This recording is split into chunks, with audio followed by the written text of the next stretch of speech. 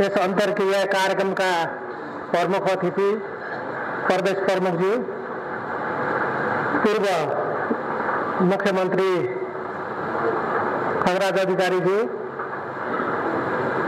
गण्डकी विश्वविद्यालयका उपकुलपतिज्यू, विभिन्न विश्वविद्यालय शैक्षिक संस्थाबाट आउनुभएका प्राध्यापकज्यूहरू, स्वर्गीय भन्ते लामा आनी ज्यूहरू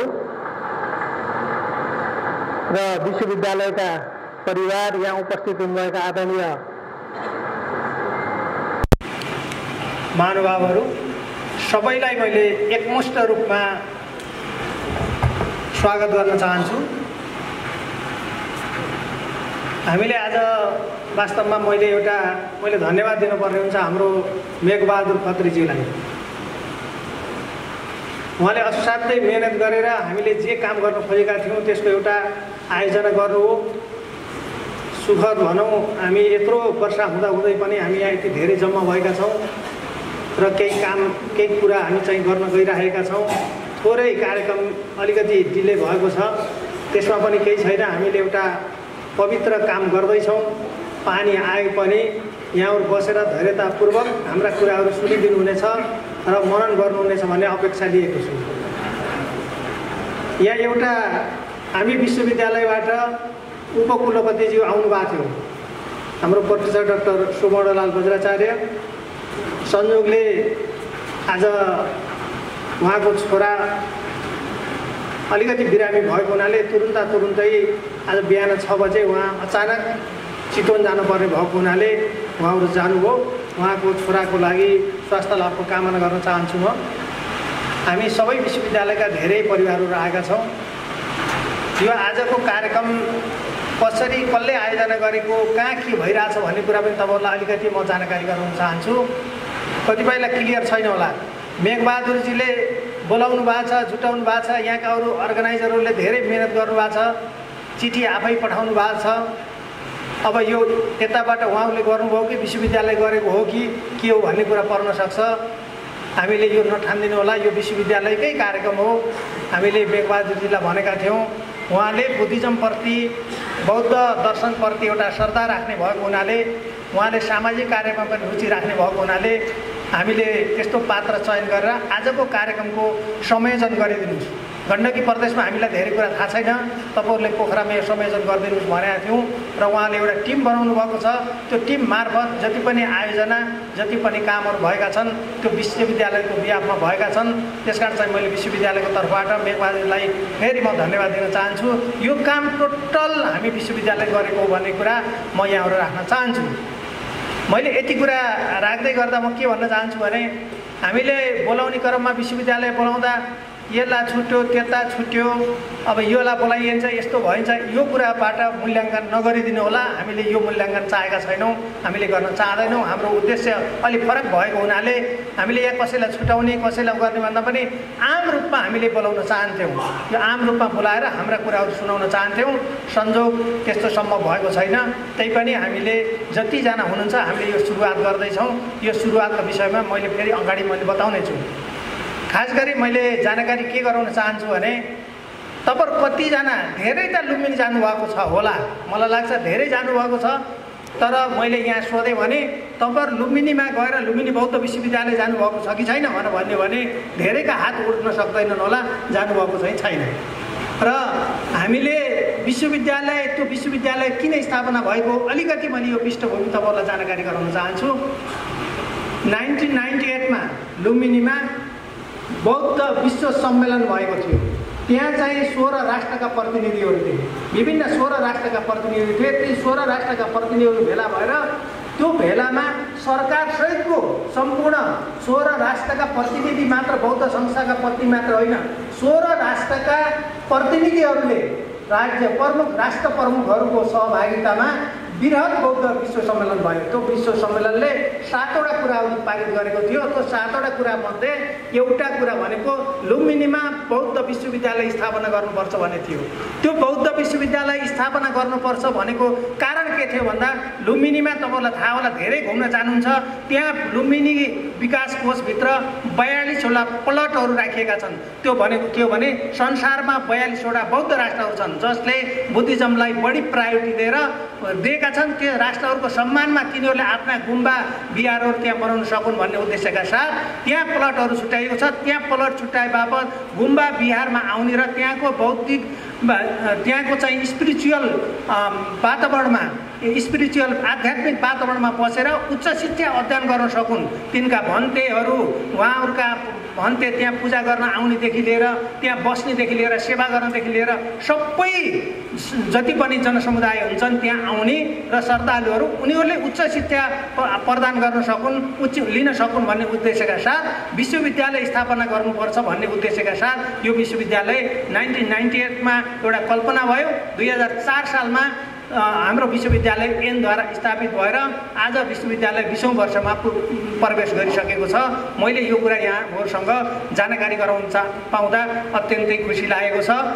हामी यही कार्यक्रममा आएका छौँ। भनेको मतलब यसको उद्देश्य के हो त? लुम्बिनी बौद्ध विश्वविद्यालयको उद्देश्य के हो, यसले के गर्दैछ, तपाईँलाई यो पनि अलिकति जानकारी गराउनुपर्छ भन्ने मलाई लाग्छ। हाम्रो बौद्ध विश्वविद्यालयको उद्देश्य भनेको हाम्रो प्रिमलमा ऐनको प्रिमलमा प्रष्ट रूपमा लेखिएको छ कि बौद्ध विश्वविद्यालय बौद्ध दर्शन संस्कृति साहित्यको उच्चतरको अध्ययन अध्यापन गर्ने संस्थाका रूपमा स्थापित गर्ने भन्ने हिसाबले त्यो लेखिएको हुनाले त्यो उद्देश्य परिपूर्ति गर्नको निम्ति हाम्रो विश्वविद्यालय आएको छ। हाम्रो उद्देश्य पनि यही हो। भनेको मतलब बौद्ध धर्म दर्शन संस्कृति साहित्यको उच्चतरको पठन पाठन गर्ने हाम्रो चाहिँ मूल उद्देश्य भएको हुनाले त्यो उद्देश्यलाई परिपूर्ति गर्नको निम्ति हाम्रो विश्वविद्यालय अगाडि बढेको छ। हामीले 2070 सालबाट 68 सालबाट पीएचडीबाट हामीले कार्यक्रमको सुरुवात गरेका छौँ। बुद्धिस्ट स्टडिजमा पीएचडी कार्यक्रम सबभन्दा पहिला पीएचडी कार्यक्रम सुरुवात गरेर विश्वविद्यालय स्थापना गरिएको थियो। त्यसपछि क्रमशः हामीले मास्टर्स लेभलका कक्षाहरू चलायौँ। मास्टर पछाडि हामीले ब्याचलर लेभलका कक्षाहरू अहिले चलाउँदैछौँ। यसमा हामीले यो रूपमा हामी गइरहेका छौँ। भनेको मतलब किन पीएचडीबाट सुरु गरियो? संसारमा पीएचडीबाट पहिले एकैचोटि कार्यक्रम सुरुवात गर्ने विश्वविद्यालय सम्भवतः हाम्रै विश्वविद्यालय हो। किनकि लुम्बिनीमा अथवा लुम्बिनीमा मात्रै होइन नेपालमा बौद्ध अध्ययनमा उच्चतरको अनुसन्धान गरेको व्यक्तित्व नपाउने भएको हुनाले हामीले उच्चतरको व्यक्तित्व निर्माण गर्ने त्यसलाई चाहिँ हामीले त्यस मार्फत जनशक्ति उत्पादन गरेर हामीले विश्वविद्यालय अगाडि चलाउन चाहन्थ्यौँ। त्यसकारण चाहिँ हामीले पीएचडीबाट सुरुवात गऱ्यौँ। अहिले हाम्रो विश्वविद्यालयमा लगभग 150 जना स्वदेशी र विदेशी विद्यार्थीहरू पीएचडीमा अध्ययनरत हुनुहुन्छ। त्यसमध्ये अहिले कमसेकम पनि हाम्रो विश्वविद्यालयबाट अहिले 68 देखि अहिलेसम्म 35 जनाले, मलाई यस्तै लाग्छ डाटा एक्ज्याक्ट म भन्न सक्दिनँ, 35 को हार सेरोफेरमा हुनसक्छ। हाम्रो अनुसन्धान केन्द्रको प्रमुख निर्देशक यही हुनुहुन्छ। उहाँले पीएचडी विशेष रूपमा हेरिरहनु भएको छ, हाम्रो प्रोफेसर डाक्टर गीतु गिरी। उहाँलाई त्यो डाटा थाहा होला। मलाई उहाँले भनेअनुसार 35-36 जना हामीले पीएचडी हामीले अवार्ड गरिसकेका छौँ। र त्यसबाहेक हामीले मास्टर्स लेभलका कक्षाहरू चलाएका छौँ। अहिले हाम्रो विश्वविद्यालयमा 3वटा फ्याकल्टी छन्। खास गरी हामीसित 2टा स्ट्रिम छन्। हामीले एउटा कोर बुद्धिज्म पढाइरहेका छौँ। कोर बुद्धिज्म एउटा स्ट्रिम छ, अर्को एप्लाइड बुद्धिज्म हामीसित अर्को स्ट्रिम छ। त्यो भनेको के हो भने हामीले कोर बुद्धिज्म अन्तर्गत थेरवाद, महायान, वज्रयान लगायतका विषयहरू अध्ययन गरेका छौँ भने एप्लाइड अन्तर्गत अहिले चाहिँ प्रोफेसनल विषयहरू जसरी अरू विश्वविद्यालयहरूमा पढाइ हुने गरेको छ त्यस्ता विषयहरू हामीले एप्लाइड अन्तर्गत राखेका छौँ। भनेको मतलब के भने ती विषयहरू जो एप्लाइड बुद्धिज्म अन्तर्गत राखिएको जो स्ट्रिम अन्तर्गत राखिएका विषयहरूमा हामीले अनिवार्य रूपमा बुद्धिज्मलाई चाहिँ इन्क्लुड गरेका छौँ। त्यहाँ पढ्ने विद्यार्थीले चाहे उसले विभिन्न विषय किन नपढोस् त्यस्ता विद्यार्थीहरूले हामीमा चाहिँ बुद्धिज्म अनिवार्य रूपमा पढ्ने व्यवस्था गरेर हामीले 2टा स्ट्रिममा कार्यक्रम चलाएका छौँ। त्यो स्ट्रिमलाई व्यवस्थित गर्नको निम्ति 3वटा हाम्रा फ्याकल्टीहरू रहेका छन्। Faculty of Buddhist studies, Buddhist स्टडिजको एउटा फ्याकल्टी छ, अर्को त्यस्तै अर्को चाहिँ एप्लाइड बुद्धिज्मको अर्को फ्याकल्टी छ। त्यसै गरेर हामीसित ह्युम्यानिटिज एन्ड सोसल साइन्सको अर्को फ्याकल्टी रहेको छ। भनेको मतलब हामीले डेभलपमेन्ट स्ट्रेटेजी एन्ड एप्लाइड साइन्सलाई हामीले एप्लाइड बुद्धिज्म अन्तर्गतै राखेर चलाएका छौँ। भनेको मतलब हाम्रा 2टा एप्लाइड अन्तर्गत छन् र एउटा फ्याकल्टी कोर बुद्धिज्म अन्तर्गत रहेको छ। यसरी हामीले पढाएका छौँ। तपाईँलाई भर्खरै तपाईँलाई जानकारी गराउँ, अहिले हाम्रो यहाँ बुद्ध वचन चाहिँ यहाँ चाहिँ वाचन गरेर जानु भने डाक्टर निमा शेर्पा, उहाँले मायानको हाम्रो डिपार्टमेन्ट हेड हो, उहाँले चाहिँ विदेशबाट पिएचडी गरेर आउनुभएको छ। हाम्रो उहाँ त्यहाँको हाम्रो थाई लेक्चरर पनि हो। उहाँहरू लगायतका साथीहरूले त्यो कार्यक्रमलाई चाहिँ हेरिरहनु भएको छ, चलाइरहनु भएको छ। अहिले हामी कहाँमा दुई किसिमका तपाईँहरूले प्रश्न पहिला सोध्नुहुन्छ। विश्वविद्यालय हुँदैखेरि हामीसित प्रश्न सोधिने प्रश्न के हो भने तपाईँहरू कहाँ के बुद्धिज्म भन्दा बाहेक अरू पनि पढ्न पाइन्छ र एउटा प्रश्न सोधिन्छ। अर्को प्रश्न हामीलाई के सोधिन्छ भने विदेशी विद्यार्थीहरू कति छन्, हामीसित एनालाइसिस गर्ने दुईवटा मात्रै प्रश्न। सायद यो मासबाट धेरैको यही प्रश्न मात्रै आउँछ होला। यसको म जवाब दिन चाहन्छु। हाम्रो विश्वविद्यालयमा मैले भनिसकेँ, बुद्धिज्म मात्रै कोर बुद्धिज्म त हाम्रो पढाइ हुन्छ, त्यसबाहेक एप्लाइड बुद्धिज्म पनि पढाइ हुन्छ। एप्लाइड बुद्धिज्म भनेको अहिले संसारमा सबै मान्छे गृहत्याग गर्न सक्दैनन्, सबै मान्छेले भिक्षुको रूपमा अगाडि बढ्न सक्दैनन्। उनीहरूले जीवन निर्वाह गर्नुपर्छ र सोसाइटीमा चाहिँ इन्भल्भ हुनुपर्छ र आफ्ना गतिविधि आफ्ना कामहरू पनि गर्छ। तर यसभित्र बुद्धिज्म जान्न जरुरी छ भनेर हामीले एप्लाइड बुद्धिज्म प्रोफेसनल कोर्सहरू चाहिँ हामीले चलाइरहेका छौँ। त्यसमा कोर बुद्धिज्म मार्फत हामीले विभिन्न बौद्ध विद्वानहरू निकाल्न चाहन्छौँ, जसले पाली जानेको होस्, जसले संस्कृत बुझेको होस्, जसले चाहिँ भोट भाषा बुझेको होस्। हामी कहाँ यो हिसाबले चाहिँ हामीले बौद्ध विद्वानहरू निकाल्ने हिसाबले कोर बुद्धिज्मलाई चाहिँ एउटा विधाका रूपमा चाहिँ हामीले चाहिँ चलाएका छौँ। अब तपाईँलाई लाग्ला, त्यस कारण चाहिँ मैले भनिसकेँ, हामी कहाँमा दुई थरी नै विषयहरू चाहिँ पढाइ हुने गरेको छ। ती विषयहरूलाई चाहिँ हामीले व्यवस्थित गरेका छौँ। तपाईँलाई लाग्ला, मैले भनिसकेँ। अर्को प्रश्नको उत्तर, तपाईँहरूकोमा कति विदेशी विद्यार्थीहरू छन्? हो, विदेशी विद्यार्थीको सङ्ख्याको हिसाबले अहिले हामी अत्यन्तै न्यून छौँ, तर हाम्रो लक्ष्य धेरै ठुलो छ। अहिले म तपाईँहरूलाई जानकारी गराउँ, हाम्रो पिएचडी र मास्टर्स लेभलमा अहिले हामी कहाँमा थोरै विद्यार्थी छ भए पनि लगभग हामी कहाँ 200 विद्यार्थीहरू विदेशीहरूले पढिरहेका छन्। आउँदो 5 वर्षभित्र हामीले कमसेकम पनि यो सङ्ख्यालाई 1000 पुर्याउने लक्ष्यका साथ काम गरेका छौँ। यो भनेको के हो भने हामीले बुद्धिज्मलाई संसारव्यापी पुर्याउनको निम्ति हामीले विदेशका विद्यार्थीहरूलाई इन्क्लुड गर्ने र यहाँ लिएर आएर बौद्ध विश्वविद्यालयमा अध्ययन गराउने हाम्रो लक्ष्य भएको हुनाले हामीले कमसेकम पनि 4-5 वर्षभित्र 1000 विद्यार्थीहरूलाई ल्याउन सकिन्छ कि भन्ने उद्देश्यका साथ हामीले काम गरेका छौँ। तपाईँलाई यहाँ देखाउन सकेन, हामीले एउटा ठुलो मास्टर प्लान बनाएका छौँ। त्यो कम्प्लिट हुँदा हामीले यहाँ हजारौँ विद्यार्थीहरूलाई, विदेशी विद्यार्थीहरूलाई यो हाम्रो विश्वविद्यालयमा अध्ययन गराउने वातावरण मिलाउनेछौँ। मैले यो प्रतिबद्धता म व्यक्त गर्न चाहेँ। अर्को कुरा, अब हामीले यो काम तपाईँहरूले किन गर्दै हुनुहुन्छ त? त्यसो भए तपाईँहरू कहाँ सबै विद्यार्थी विदेशी आउँदै रहेछन्, विद्यार्थी हुँदै रहेछ, प्लान पनि रहेछ, किन यहाँ पोखरामा गर्दै हुनुहुन्छ? यसको हाम्रो उद्देश्य छ। नेपाल भनेको बुद्ध भूमि हो। हामीले बुद्ध भूमि भनेर हामीले दाबी गर्दै गर्दा पहिलो नम्बरमा दाबी कसले गर्छ? लुम्बिनीले गर्छ। दोस्रो नम्बरमा दाबी कसले गर्छ? गण्डकी प्रदेशले गर्छ। लुम्बिनी प्रदेश पछाडि दोस्रोमा दाबी गर्ने ठाउँ भनेको सायद बागमती हुन सक्ला, बागमती प्रदेश हुन सक्ला, तेस्रोमा चाहिँ हाम्रो गण्डकी प्रदेश हुन सक्ला भन्ने हामीलाई लागेको छ। हामीले त्यसकारण चाहिँ हामीले यो गण्डकी प्रदेशलाई चाहिँ हामीले रोज्नको उद्देश्य यो। यसभित्र विभिन्न बौद्ध सम्पदा र संस्कृतिहरू विद्यमान छन्।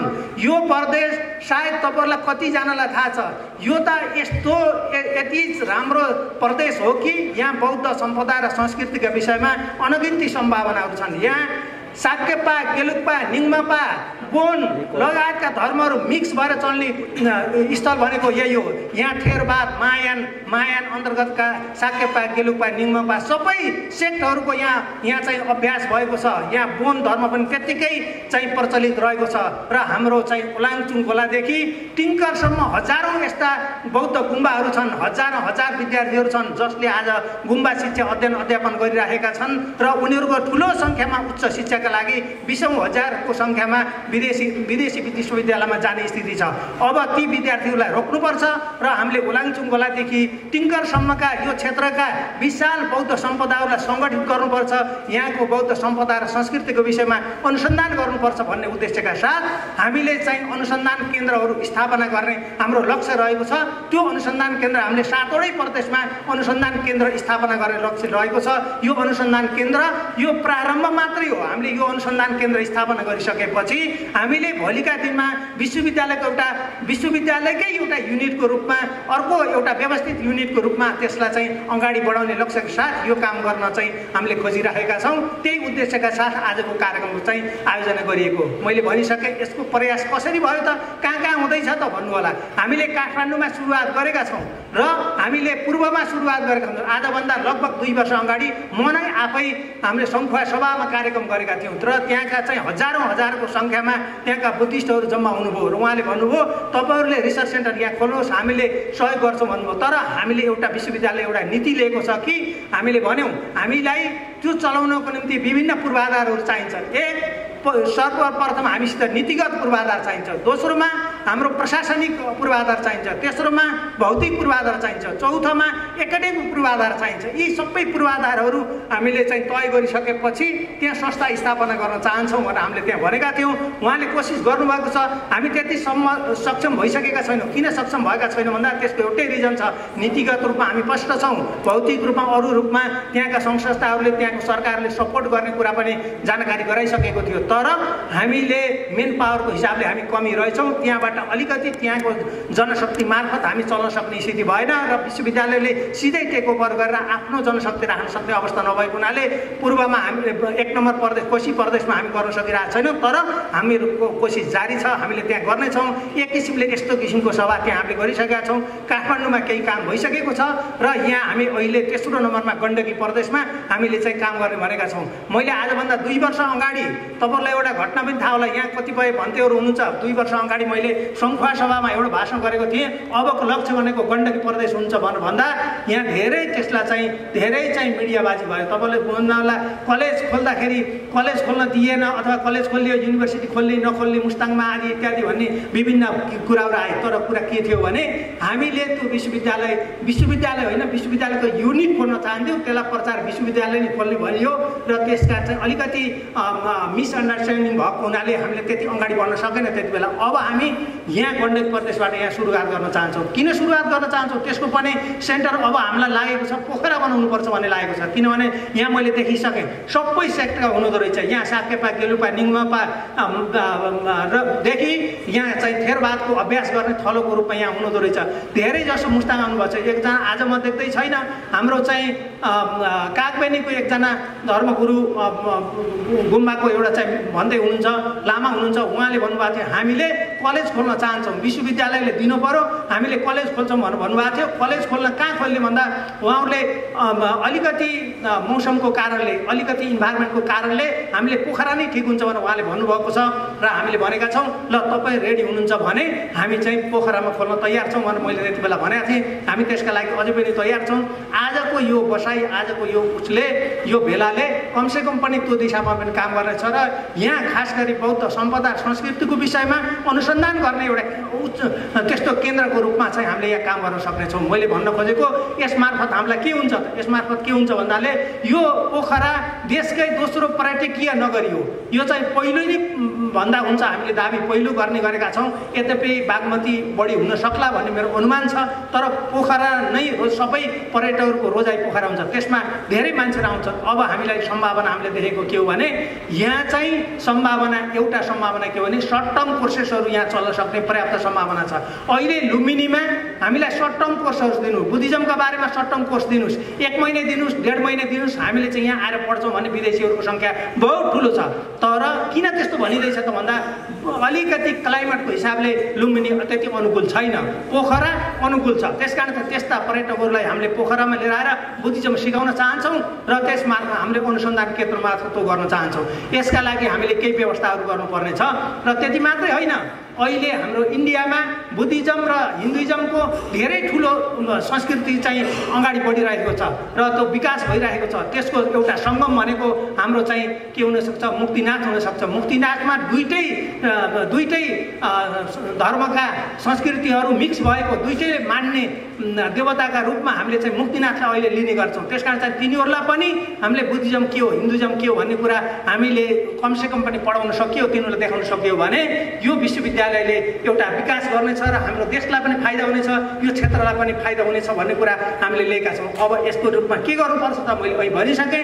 नीतिगत रूपमा हामीले सिनेटबाट पास गरेका छौँ, नीतिगत रूपमा यो खोल्न पर्छ भन्ने कुरा नीतिगत रूपमा हामीले पास गरेका छौँ। तर हामीले भौतिक रूपमा र प्रशासनिक रूपमा गर्न व्यवस्था गर्न बाँकी छ हामीसित। भौतिक रूपमा र त्यो भनेको के हो भने भौतिक रूपमा हामीलाई भवन चाहियो, जग्गा चाहियो, धेरै कुराहरू हामीलाई चाहिएको छ। त्यसबाहेक आर्थिक रूपमा पनि हामीलाई सपोर्ट चाहिएको छ। अब विश्वविद्यालय कस्तो नीति लिएको छ भन्दा हामीले प्रदेशसित सहकार्य गरेर, स्थानीय पालिकाहरूसित सहकार्य गरेर मात्रै यस्ता रिसर्च सेन्टरहरू चलाउनुपर्छ। यसको अपनत्व, यसको जिम्मेवारी त्यही संस्थाले लिनुपर्छ र स्थानीयले लिनुपर्छ भनेर हाम्रो नीति रहेको छ। विश्वविद्यालय आफैमा जोडिन्छ, एउटा पार्टनरको रूपमा जोडिन सक्छ।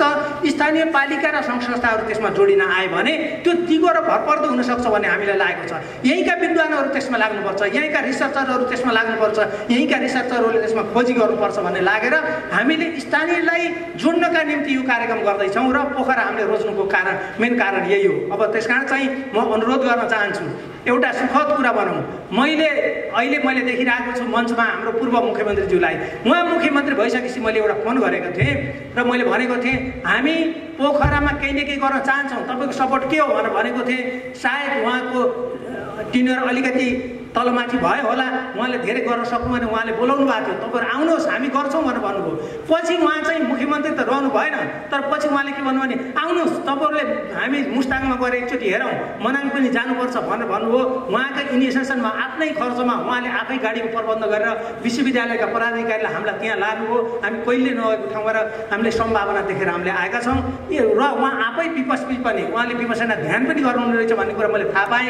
त्यस कारण यस्ता व्यक्तित्वहरू भएको बेलामा हामीले केही न केही लाभ लिनुपर्छ भन्ने मलाई लागेको थियो। आजको कार्यक्रममा उहाँ आउनुहुन्छ आउनु मलाई थाहा थिएन, उहाँ आउनुभयो, अत्यन्तै खुसी लागेको छ। यसरी चाहिँ इनिसिएसन आफै लिनुपर्छ, मुख्यमन्त्रीज्यूहरूले लिनुपर्छ भन्ने मलाई लागेको छ। मैले आज त भन्न चाहन्थेँ पोखरा महानगरपालिकाको प्रमुखज्यूलाई धनराज आचार्यज्यूलाई पनि मैले उहाँ मेयर हुनु बित्तिकै भनेको थिएँ अब पोखरामा केही काम गर्नुपर्छ, तपाईँले चाहिँ भन्नुहोस् हामीलाई सहयोग गर्नुहुन्छ भने हामी आउन तयार छौँ भनेको थिएँ। उहाँले आउनुहोस्, हामी एकदमै दुई भाइ दाजुभाइ भन्ने गर्छौँ। उहाँले मलाई दाजु आउनुहोस् म के गर्न सक्छु गर्छु भनेर भन्नुभएको थियो। हामीले यो बिचमा हामीले काम गर्न सकेनौँ। आज उहाँलाई देख्न पाएको भए राम्रो हुन्थ्यो। उहाँलाई मैले टेलिफोन कुरा गरेको थिएँ, अरूसित होइन तपाईँ आउनुपर्छ, यो नगरपालिकाले जिम्मेवारी लिनुपर्छ। यो नगरपालिकाको धेरै ठुलो सम्पत्तिको कुरा गर्दैछौँ, तपाईँहरूको कार्यकालमा भयो भन्ने कुरा पनि हुनसक्छ, त्यस कारण तपाईँ आउनुहोस् भनेर भनेको थिएँ। उहाँले एकदमै आफ्नै घर आएपछि पवित्र काममा लाग्नु भएको रहेछ, उहाँलाई शुभकामना छ। उहाँले भन्नुभएको थियो मैले उपमेयरलाई पठाउँछु भनेर भन्नुभएको थियो, उहाँ आउनुभएको छैन। यद्यपि आजको 2-3 बजे 4 बजेतिर म भेट्छु भन्नुभएको छ। उहाँले प्रतिबद्धता व्यक्त गर्नुपर्छ। म भन्छु यहाँ मञ्चमा बस्ने प्रदेश प्रमुख हुनुहुन्छ, हाम्रो चाहिँ सचिवजी हुनुहुन्छ, त्यस्तै चाहिँ नगरपालिका छ, सबैले इनिसिएसनमा यो रिसर्च सेन्टर चाहिँ स्थापना गर्ने लक्ष्यमा त्यो लयमा तपाईँले साथ दिनुहोस् भन्ने लाग्छ। हामीले विद्वानको हिसाबले हामीले विद्वान पठाउन सक्छौँ। अन्तर्राष्ट्रिय सम्बन्धको हिसाबले हामीले अहिले 50 वटा देशहरूमा हामीले चाहिँ सम्बन्ध स्थापित गरिसकेका छौँ। ती मान्छेहरू एकपटक लुम्बिनी एकपटक पोखरा आउन चाहन्छन्, ती मान्छेहरूलाई रोक्ने जिम्मेवारी हाम्रो हो। हामीले पर्यटनको कुरा गरिरहँदा यसलाई पर्यटन स्पिरिचुअल टुरिज्मसित जोड्ने कुरा गरिरहँदा हामीले के भन्नुपर्छ भने लुम्बिनी आउने पर्यटक यहाँ आएर 1 महिना बस्यो भने सर्ट टर्म कोर्स लियो भने यहाँको पर्यटन व्यवसाय स्वाभाविक हिसाबले फस्टाएर जान सक्ने भएको हुनाले यसलाई तपाईँहरूले जिम्मेवारी लिनुपर्छ र लिनुहोस् भन्ने कुरा म अभिभावक बोक्न चाहन्छु। मलाई लाग्छ भोलिका दिनमा हाम्रो राजनीतिमा सम्भावना भएका र यही क्षेत्रका प्रतिनिधि भएको हुनाले हाम्रो पूर्व मुख्यमन्त्री हुनुहुन्छ, अहिलेको मुख्यमन्त्रीलाई पनि म बोलाउनुहोस् भनेको थिएँ साथीहरूलाई। म बोलाउनु भएछ, कोसिस गर्नु हो, मैले पनि धेरै ट्राई गरेको थिएँ, सम्पर्क हुन सकेन। उहाँले चाहिँ व्यस्त भएको कारणले उहाँ आउन सक्नु भएन होला, त्यसमा पनि हाम्रो केही छैन। तर यो आम म्यासेज जानुपर्छ। मलाई खुसी लागेको छ आज तमाम बौद्ध सङ्घ संस्थाका प्रतिनिधिहरू हुनुहुन्छ, तपाईँहरूले एक स्वरमा तपाईँको चाहिँ बुद्ध वचन चाहिँ यहाँ प्रार्थना गर्नुभयो।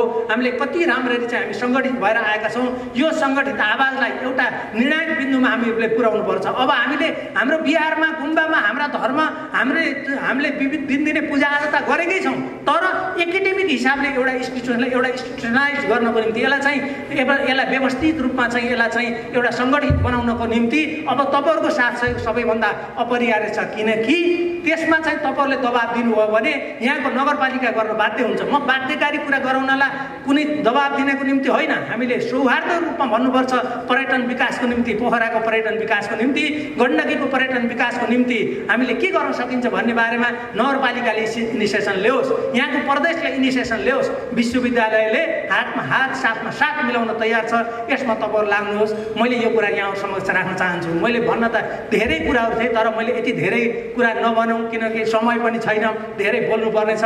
हामीले अलिकति प्रेसर क्रिएट गर्ने हिसाबले, एउटा सम्भावनाको हिसाबले यस्तो हुनसक्छ भन्ने कुरा मैले यहाँ राखेँ। यद्यपि यहाँको सम्भावनाका विषयमा के कति हुनसक्छ भनेर एकाडेमिक हिसाबले यस पछाडिको सेसनमा पनि एकाडेमिक सेसन चल्ने हुनाले त्यहाँ पनि यस्ता कुराहरू हुनेछन्। त्यहाँ कङ्क्रिट रूपमा मुस्ताङको सम्भावना के हो, मनाङको सम्भावना के हो, हाम्रा यहाँ कस्ता सम्प्रदायहरू क्रियाशील छन् भन्ने विषयमा यहाँ छलफल हुनेछ।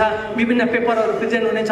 एकाडेमिसियन्सहरूलाई मैले यहाँ देखेको छु, विभिन्न प्रोफेसर्सहरूलाई देखेको छु।